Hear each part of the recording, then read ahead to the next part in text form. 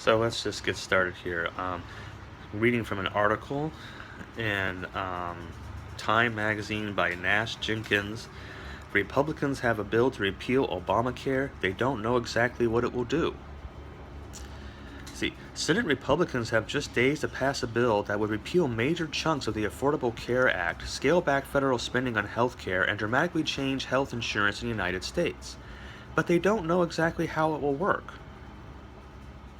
While the broad outlines of the bill are known, the means that senators will have to make a decision to vote for or against the bill, this means that senators will have to make a decision to vote for or against the bill without knowing how many millions of Americans could lose insurance, how much money their state could gain or lose under it, and what effects it might have on insurance premiums.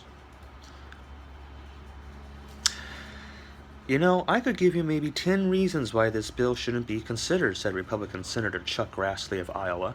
But Republicans campaigned on this so often that you have a responsibility to carry out what you said in the campaign. That's pretty much as much of a reason as the substance of the bill. Republican Senator Pat Roberts of Kansas told Vox that the bill needed to be passed, regardless of imperfections, because of the problems of the Affordable Care Act. Look, we're in the backseat of a convertible being driven by Thelma and Louise, and we're headed toward the canyon, he said. That's a movie you've probably never seen. So we have to get out of the car, and you have to have a car to get into, and this is the only car there is. Well, first off, I just want to say that Senator Roberts, you're an idiot. And I just want to go on to say that, if you're watching movies the rest of us have never seen, maybe you shouldn't be in the legislature. But, that's just sort of a dig. I've seen Thelma and Louise. I remember that. And I remember that when they drove toward the canyon, it was an act of rebellion against schmucks like you.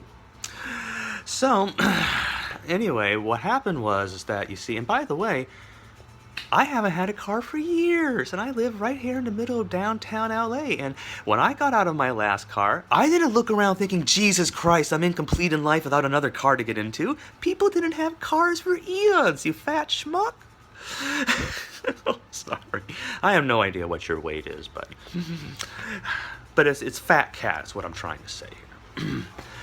I know that you feel that, it's sort of like I promised I was going to, make my car more fuel efficient, but I couldn't figure out how, so eventually I just ripped out the gas tank. Now it's a lot more fuel efficient. It doesn't pollute as much either. Okay? So we elected you to be unsuccessful at doing something, and then so to save face, you do it half-assed. I see. You're passing a bill and you don't even know what the effects are. Well, if you don't know what the effects are, then how do you know it's a good thing to pass?